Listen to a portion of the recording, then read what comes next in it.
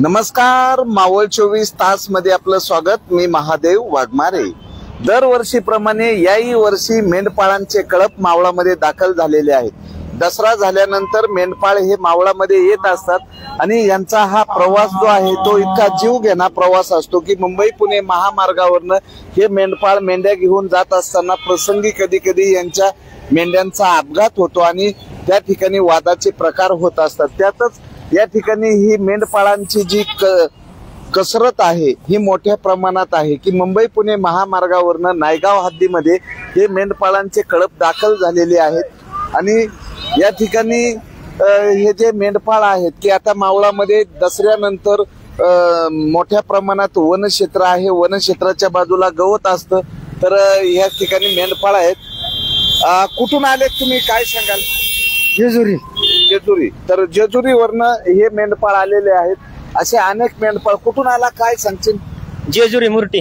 बर, कसा प्रवास आहे या महामार्गामधनं मेंढ्या घेऊन जाताना? सुखाचा आहे, चांगला आहे। बर, तर अशा पद्धतीनं हे मेंढपाळ आता जेजुरीवरनं आलेले आहेत। बरेचसे नगर आहेत, असं वेगवेगळ्या भागातनं मेंढपाळ येत असतात आणि मेंढपाळांचा हा प्रवास एकदम धोकादायक प्रवास असतो।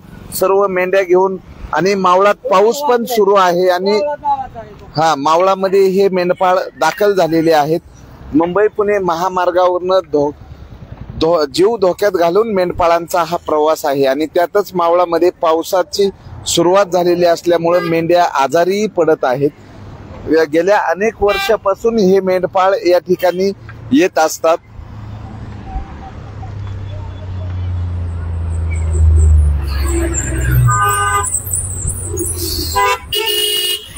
मेंढपाळांचा हा प्रवास, यामध्ये अनेक मेंढपाळ, शेकडोच्या संख्येने मेंढपाळ हे मावळ तालुक्यामध्ये दाखल होत असतात। मग या ठिकाणी असणारी ही सह्याद्रीची डोंगर रांग आहे, वनक्षेत्र आहे। या वनक्षेत्रामध्ये हिरवा चारा असल्यामुळं मेंढपाळांना दसऱ्यानंतर मावळामध्ये पाऊस कमी होतो आणि मेंढपाळ मोठ्या संख्येने या ठिकाणी मेंढ्याचे कळप घेऊन येत असतात।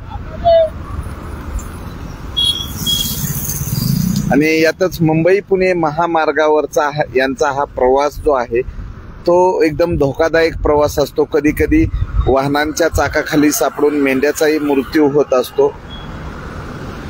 जे मेंढपाळ आहेत, आम्ही मेंढपाळ जे मेंढ्यासोबत चालत असतात,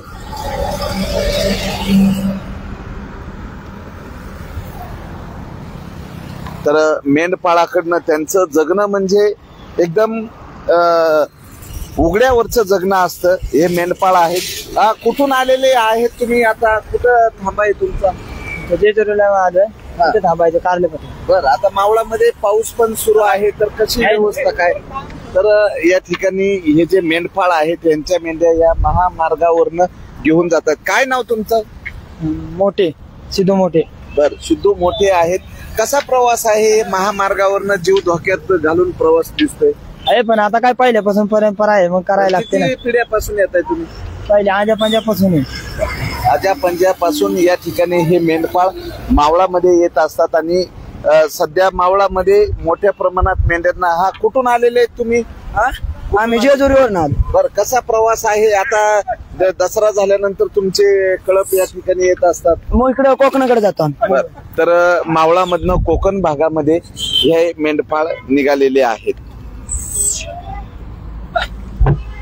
मावळ 24 तास प्रतिनिधी महादेव वाघमारे, धन्यवाद।